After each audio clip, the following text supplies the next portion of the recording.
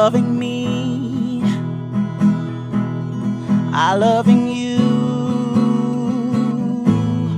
Mothers and fathers, husbands and wives, sisters and brothers, friends for life, won't live in the past. All I wanna do now is making it last. On the lips of just about everybody right now, COVID-19. So much has happened. So much continues to happen. However, in all of this, we must continue to pay attention to our relationships. Now, I'm not yet a wife, only the Lord knows if that will ever happen. But I still continue to believe that one of the most important relationships that set the foundation for what happens in the wider society is that of husband and wife. So in these quote-unquote COVID times, we're going to be talking about how to keep the spark alive during this period of isolation, and we're going to get the male perspective. We have Randell Bailey, good friend of mine. He's a father, but most importantly, in this context, he's a husband for almost 3 years. Welcome, Randell. Thank you for having me. So, Randell, how are you keeping the spark alive during this period, given the fact that for a lot of couples, this is also a period of transition because you're not accustomed to be in the same space during the daytime because usually you're off at work. So how are you making that transition? Well, it's been interesting in more ways than one. Just to set a little bit of context for me, for my particular situation, my wife and I have both been allowed to work from home by virtue of the nature of our jobs and, of course, the situations that are currently abounding. For a few weeks, we were home together with our little one. You mentioned I'm a father. We have an 18-month-old who is an absolute handful, right? And I guess in another conversation we can talk about keeping the spark alive with a toddler in the house. But okay. But no. So why I'm saying all that is because being home together with the baby and also doing our best to be productive, living up to the requirements of work, that has its own bit of implications for the dynamic of our marriage. But generally speaking, it's been interesting and fun to be able to move at a slower pace in the house. And by that I mean you wake up, you don't have to get up as early in the morning because there isn't traffic that you need to go and face on the road. You get to lay in bed a little bit longer, spend a little time, in devotion, spend a little time in just idle conversation, playing with the baby if she's up early enough. And then you start your day around about 8:30. And because, there are things that will happen during the day that allow you to take a break ever so often. So again, you have that opportunity to sit down and watch something on TV together or, attend to the baby, that kind of thing. And I don't know who will hear this, so I promise that I am absolutely being true and responsible, not just idling from home. I am working. Right? And then, of course, we get to the end of the day. And again, the rush to get dinner done, the rush to get things going, that would usually happen at the end of the day when we're coming in off the road. That also, again, is a slower process. So it's been good in that regard. To speak to what I've been doing in terms of my own approach to marriage, it's really just been trying to capitalize on those moments, trying to ensure that as best as possible, even though we are in the house together and we have to be working and the baby is there to be taken care of, that we're still finding the moments to bond, to have a joke, to talk about some stuff, to cuss one and two times, because that is necessary in marriage, just to make sure that we stay connected. Okay. So you said several things, but I'm going to ask you to elaborate on one or two of them. One of them, the whole idea that, yes, the pace is slower. And in that, it's allowing you to do more things together. One of the things you mentioned, there's a whole idea of watching something together. Give me an example. Tell me, what does that do for you? Okay. So, of love languages, yes? Right. For sure. And my wife... Yeah, I might know, but just before you get into that. Just for somebody who's listening that has no context, give them an idea.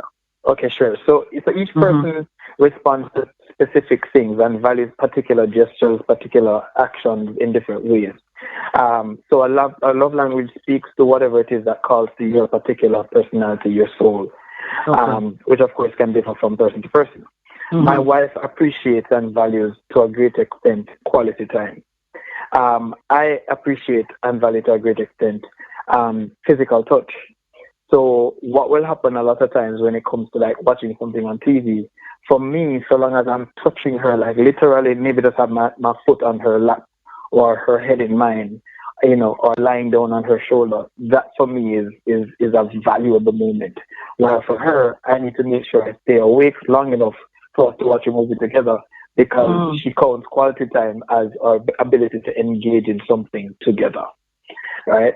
So when we have those moments that we can slow down, catch a movie on Netflix, maybe a favorite series that we both enjoy, you know, then that allows for us to have, without even as much words, just the moment to have our particular love language catered to.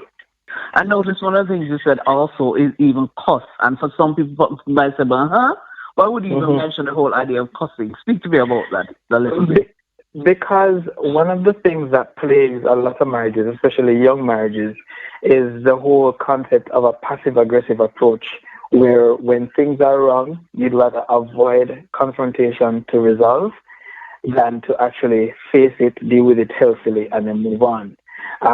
Jamaicans have this old saying that says teeth and tongue must meet, which means pretty much at some point in time, there has to be some kind of argument or discord that develops, mainly because we are human and we see things differently. But a lot of people would typically use the opportunity to go to work or church or any other outside of the house engagement to get away from some of those problems. But then when you're living together and you're home together in quote-unquote quarantine together, then you have to, well, you don't have to, but it's a good idea to deal with those things forthwith, so that you're able to then get back to just the enjoyment of each other's company.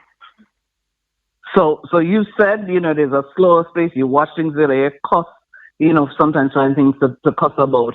Anything else that you're doing to even try to keep the spark alive and to stay connected? Well, I mean, the truth is too, because we're married, we can't avoid talking about sex, right? Well, we shouldn't. Right. So then this is another opportunity. And again, the reason that too, the in the mix, the whole matter of our 18-month-old, is that when you have a toddler that is as busy as her growing stage, you know, requires her to be, then sometimes getting intimate alone time is a task. So when we're out all day, or when we used to be out all day for work, and we're only able to try to do that bit of bonding when she goes to sleep, that's a baby. When she goes to sleep at night, you know, now we have the entire day that we can try to be somewhat creative with how we use the time, and maybe even the naps for the baby. It doesn't always work out as planned, because, you know, life happens. We're still at work. I have to keep throwing that in there. And and there's also just a point, just like life. Because, like, for example, again, for parents who for those who have children, they know children like to make a mess in the house. So when the baby goes down, that's the time when we try to get things started out, you know, try to get the house looking again like people live there and that kind of thing. So all of those types of dynamics come into play. But being home more definitely allows for, and is a good time to try to cash in on the opportunity to have more intimate, physically intimate time with the spouse. Okay, so for somebody who's listening and saying, but guess what? My job requires that I still have to maintain a quote-unquote 9 to 5, even while I am, you know, at home. You know, what would you say to somebody who's still trying to find that balance between I'm still at work, but then I still have to make sure that I'm bonding? Right. Well, there are a couple of ways to approach it. I can think, you know, just even without giving it very deep thought, the fact that sometimes the nature of our jobs allow us to, not everything is quote unquote top secret. Some things you can share in with your partner. When I say share, I don't necessarily mean discuss it with your partner, but still you can engage with it while sitting right beside your partner. Even if it's on a laptop or a conversation with a conference call or that kind of thing. So that is something where if you don't have to absolutely remove yourself from the physical space of your spouse, then, try not to. Because that just being in the same room and touching each other while you're working can actually be a nice little lift for your day. Additionally, I would also say that even in doing a 9 to 5, you log in. If you were at your office, you wouldn't be sitting behind your desk for all of 8 hours straight. You'd be going to the bathroom, you'd be taking water breaks, you would be talking on the phone ever so often, maybe checking in on Instagram or WhatsApp. All of those gaps that you would have in your day at the office, try to find those gaps that allow you to spend even 5 minutes touching base with your spouse. Do a cute little smack on the rear end or a chups on the cheek, just to make sure that they know that they're still there, kind of thing. Yeah. For somebody who's listening and saying, "Boy, it's all well and good," because you sound like you're a happy man, and I'm never under the assumption that a lot of people we see around are actually happy as couples living together. What would then be your 3-step process to somebody who is not as quote unquote easy for them in terms of just keeping the spark alive in this period with so much uncertainty? Got you. I'm going to try to keep this answer short, but there are a couple of layers in it for me again. Because first of all, let me just put it out there. I am in no way, shape, or form suggesting that my wife and I are always happy. As a matter of fact, when she hears this, she may very wonder which husband it is that being recorded. It's not that bad. Really? Right. I don't think so either. Right. It's not that bad. But marriage does not allow for absolutely happy days every day, that kind of thing.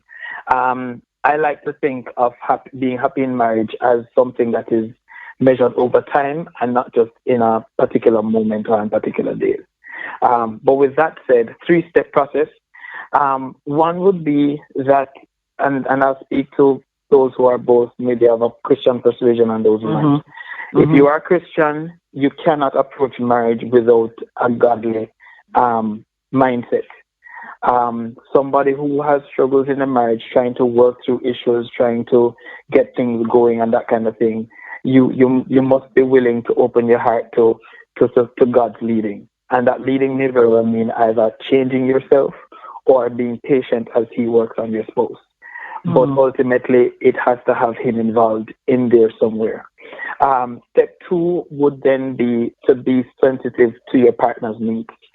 I have had to learn so many times over that the way I even start a conversation will determine how the conversation ends or how quickly it ends.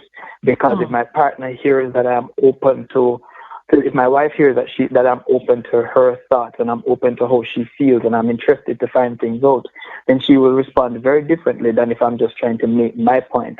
So just being able to be open to your partner is critical.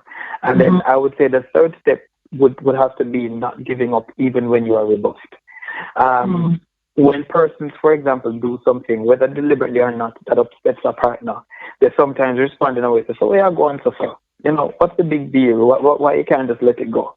And it really is not fair to the person that has been hurt, because we must first take responsibility for the wrong and then allow for the person then to respond and to get to a place where they can accept our taking responsibility and our having said sorry. So if you try to give her a hug, try to give him a kiss, and you're not for it immediately, give them some time.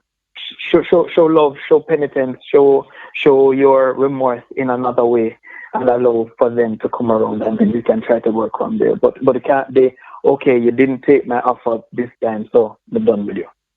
Yeah. From a man who's married for almost 3 years, wise counsel. Thank you so much, Randell. Thank you for having me. Yeah. This was Making It Last with your host, Randell Bailey. Until next time. Making it last is all I care to do. You loving me, I loving you. Mothers and fathers, husbands and wives, sisters and brothers, friends for life, won't live in the past. All I wanna do now is making it last.